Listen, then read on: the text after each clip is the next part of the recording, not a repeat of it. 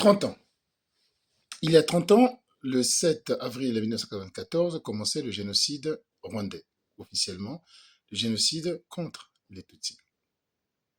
Ce génocide, en fait, n'était qu'une étape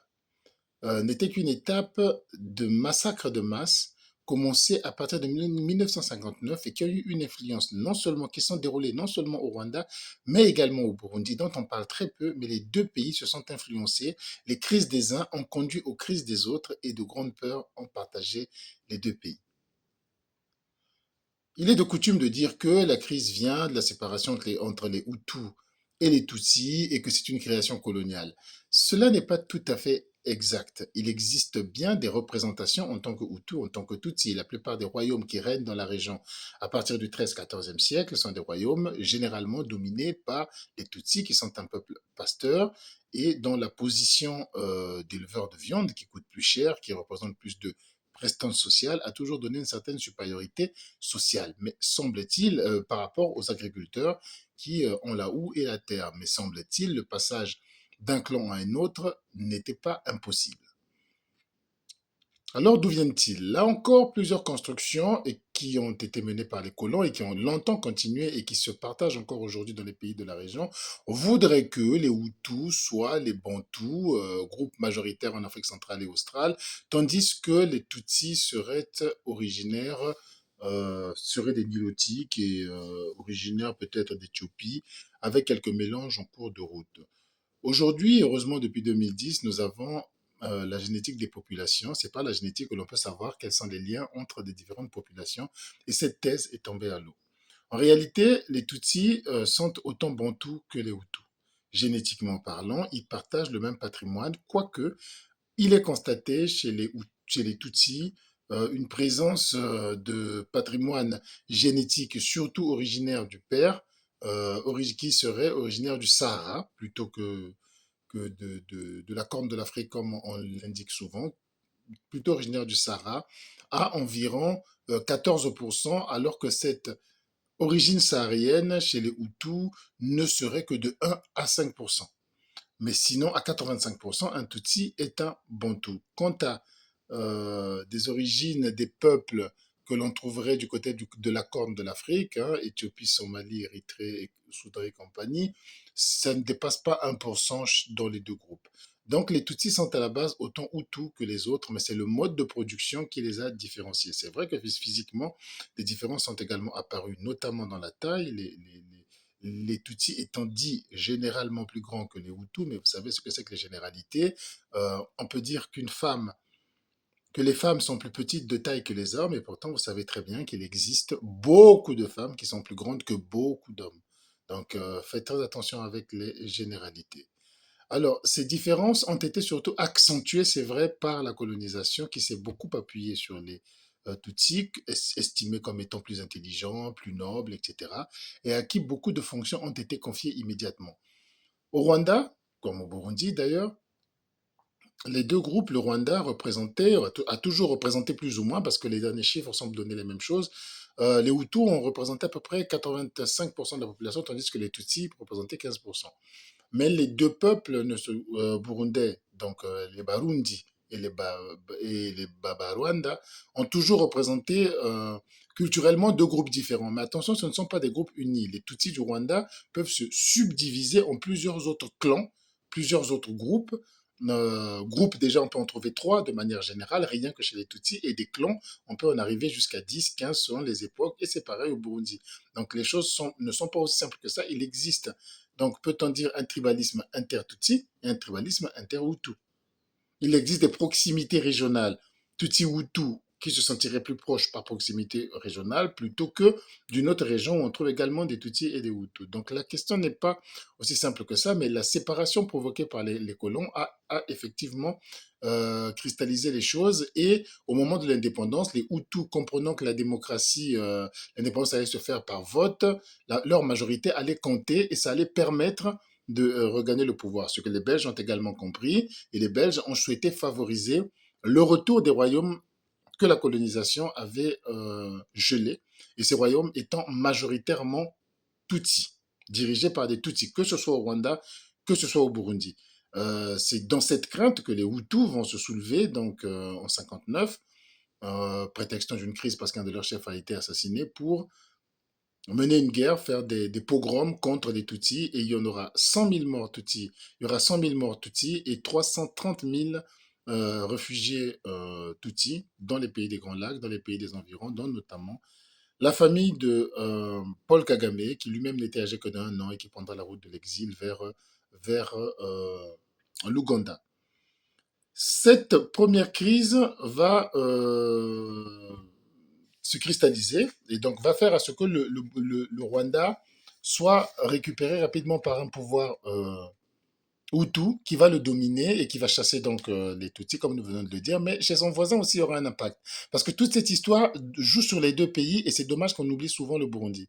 Va avoir un impact sur le Burundi également où cela va se passer inversement, c'est-à-dire le roi va être rétabli à l'indépendance en 62, c'est un roi qui va être rétabli, et ce roi va avoir l'idée curieuse de se comporter en roi européen du 16, du 17e siècle, en se disant que bon, ben, c'est une royauté, on va se comporter comme les Européens de l'époque, et nous allons essayer de mettre une aristocratie. Donc mes frères deviennent supérieurs à la population, à tout être humain. Ça, c'est au Burundi. Et ils vont provoquer, donc, nommer toute la famille du roi à des postes les plus importants, être au-dessus de la loi, etc. Ce qui va pousser une grogne généralisée et va pousser le fils de ce roi, qui s'appelait Ntare V, à faire un coup d'État contre son père en juillet 1966. Donc un fils va renverser son père, il n'a que 19 ans, il va renverser son père sous prétexte que le régime était corrompu, ben parce que le pouvoir appartenait à toute sa famille et la grogne était vraiment réelle, et il va destituer son propre père. Cet acte de félonie va le conduire donc à la royauté, il va devenir le deuxième roi du Burundi moderne, du Burundi après l'indépendance, et va nommer un premier ministre, une des personnes qu'il fréquentait beaucoup, un de ses potes qui avait 26 ans et qui s'appelait Michel Michombero. Et il va nommer Michel Michombero comme premier ministre, qui était capitaine, qui était militaire, et qui sera premier ministre, ministre de la Défense. Et le roi, tout heureux, va commencer à essayer de réorganiser le pays. Donc c'est en juillet 66, quelques mois plus tard, il est invité en République démocratique du Congo, à l'époque qui s'appelle encore le Congo, et il va au premier anniversaire de la prise de pouvoir de Mobutu. Et c'est pendant qu'il est à ce premier anniversaire de Mobutu que son premier ministre, Michombero, va le renverser. Et à partir de là, le roi qui est Tutsi finalement, Michombero qui est Tutsi, vont donc continuer le régime Tutsi au niveau du Burundi. Au niveau du Rwanda, par contre, après avoir chassé les, les Tutsis, les Hutus vont conserver le pouvoir. Donc il va y avoir au Rwanda un pouvoir Hutu et au Burundi un pouvoir Tutsi, tenu d'abord par la royauté et ensuite par Michel Mikombero. Donc il y a cette rivalité et une peur constante qui va s'installer. Au Burundi, il y a la peur que les Tutsis qui ont été chassés du Rwanda, qu'ils vivent eux la même chose parce qu'ils sont également minoritaires face aux Hutus. Au Burundi, au Rwanda, il y a la peur que les Tutsis minoritaires, mais comme ils sont plus instruits, ils sont plus forts, puissent reprendre le pouvoir. Et donc, répression féroce de part et d'autre contre l'ethnie opposée. Et les deux pays ne peuvent pas s'entendre parce qu'ils ne sont pas gouvernés par la même ethnie. Cette situation va créer des tensions très importantes qui vont accentuer les premières crises de 1962, 59. À chaque crise qui va apparaître dans un des deux pays, c'est soit les Hutus qui vont en pâtir, soit les Tutsis qui vont en pâtir.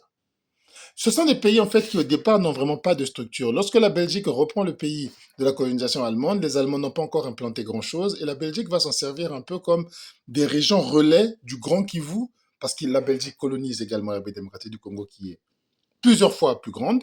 Et donc, ce sont des pays sur lesquels on n'a pas vraiment pensé qu'un jour qu'ils se retrouveraient seuls à s'autogérer, que ces espaces auraient besoin de s'autogérer. Imaginez, ces pays n'avaient pas d'armée, n'avaient pas d'enseignement secondaire. Tout était géré pratiquement par les prêtres jusqu'à la veille de l'indépendance. En 3 ans, il a fallu donner à ces pays un système postal.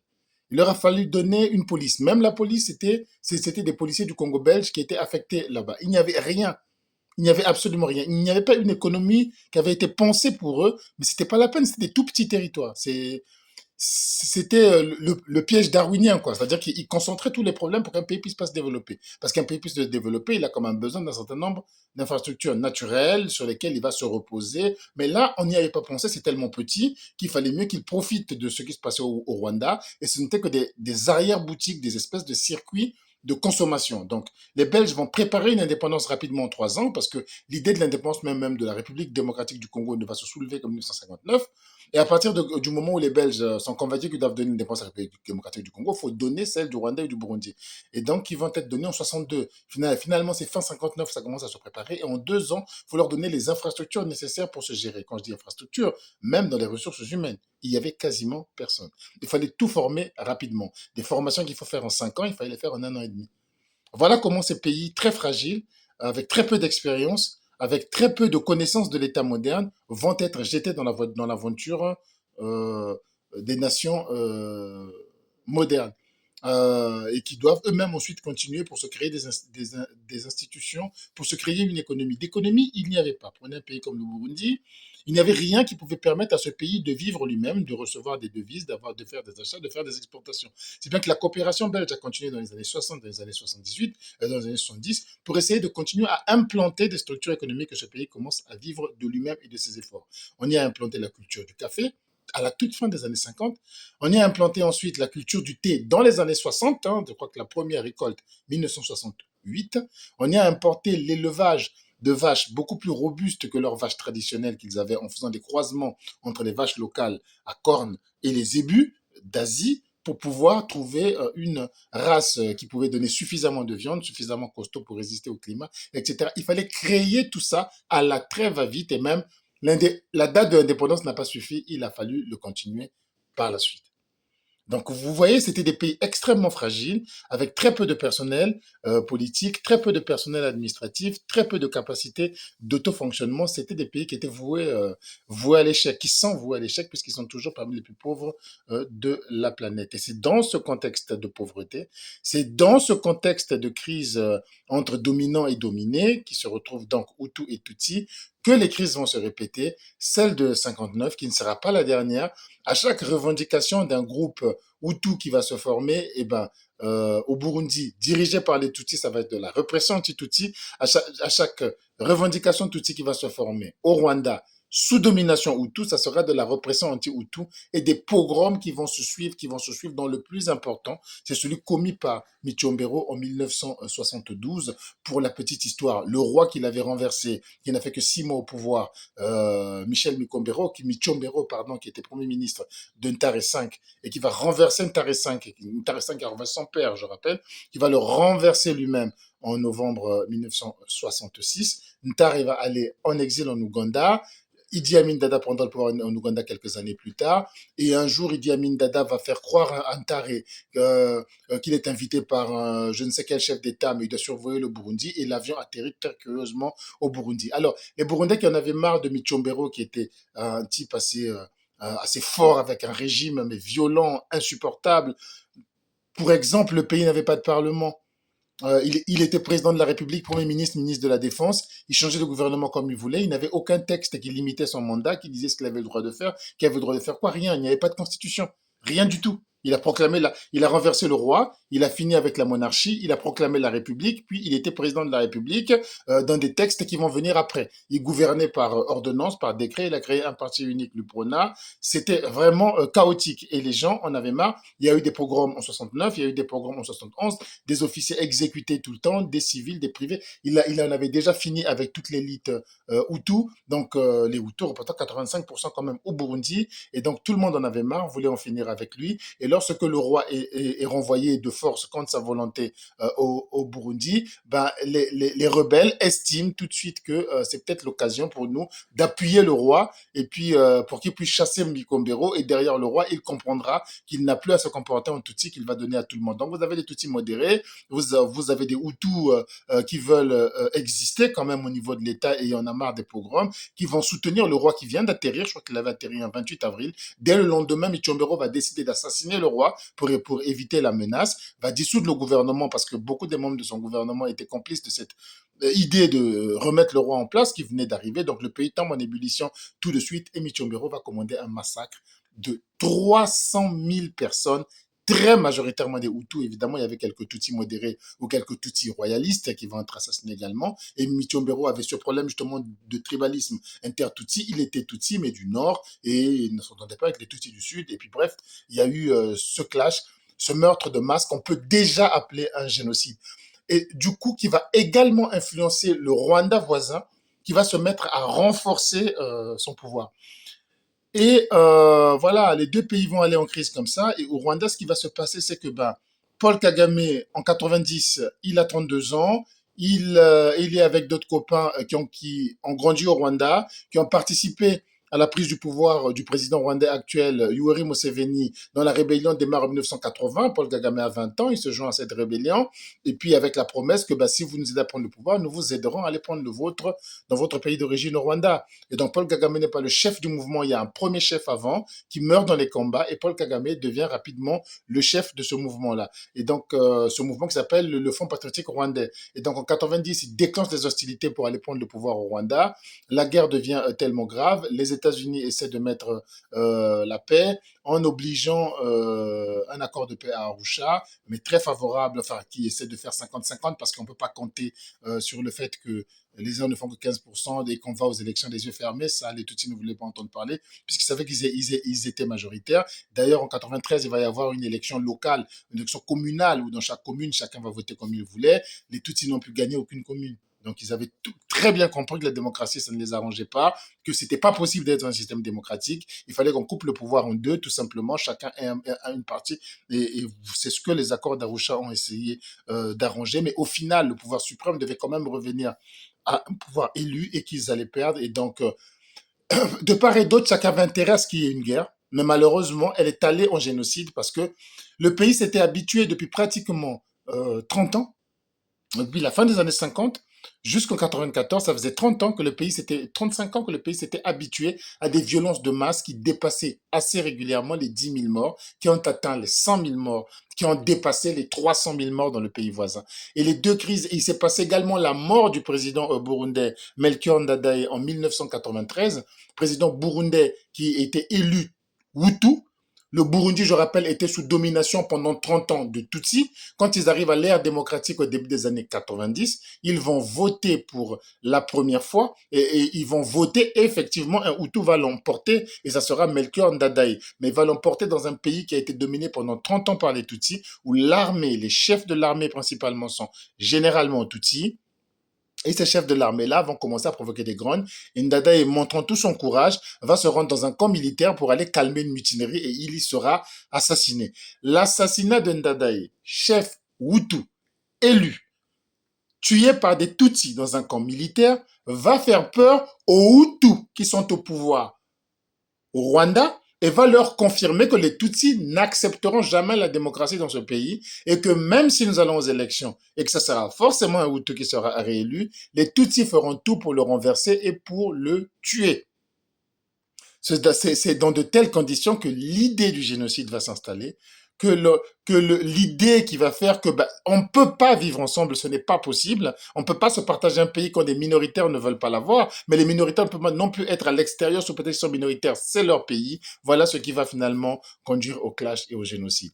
Aujourd'hui, le grand débat essaie de tourner autour des responsabilités. Qui est responsable? Est-ce que la France a ceci? Est-ce que tout le monde a des responsabilités? Toujours. La France en a, très certainement. Notamment, moi, l'exemple qui m'a le plus marqué, c'est celui de cette dame qui avait un mari, je crois, cette dame Hutu qui avait un mari Tutsi, qui arrive devant un poste de contrôle. C'était écrit sur leur pièce d'identité au Rwanda, ou ethnie Tutsi Hutu. Et elle, son mari, quand on a vu qu'il était Tutsi, on l'a emmené sur une autre file, comme tous les Tutsis, elle sur une autre. Et tous ceux qu'on emmenait sur une file, 50, 100 mètres plus loin, on entendait des coups de feu, bam, bam, bam, bam, bam, c'est l'armée rwandaise qui les tuait. Mais au niveau du contrôle, il y avait et l'armée rwandaise et l'armée française. Donc, ils contrôlaient les papiers et quand c'était un Tutsi, les Rwandais l'emmenaient devant les Français et les Français devaient bien entendre les coups de feu qu'il y avait à côté. Elle a attendu 2 jours que ce barrage s'en aille. Elle est allée voir là où on avait emmené son mari. On les tuait dans un ravin. Il y avait des centaines, peut-être des milliers de corps. Donc, les responsabilités peuvent être trouvées, mais pas que sur la France. Les États-Unis ont les leurs. Les Belges étaient sur place. Les Canadiens ont beaucoup à raconter, beaucoup à dire. Et la République démocratique du Congo aussi, les différents embargos quand les armes qui ont été faites ont été régulièrement violées, jusqu'en Ouganda qui a continué à livrer des armes au FPR, la République démocratique du Congo à les livrer du côté des forces officielles rwandaises qui étaient des forces Hutus, qu'on dit aujourd'hui génocidaires. Donc la question des responsabilités, on peut les trouver partout, mais il faut que l'Afrique aussi arrête de chercher toujours des responsabilités extérieures. Elles existent, mais elles n'ont pas le même poids que les responsabilités intérieures du pays eux-mêmes, de ce que les Rwandais ont fait de leur pays, des divisions qui les ont conduits à se faire des massacres en masse. Je crois que c'est d'abord sur soi qu'il faut s'interroger.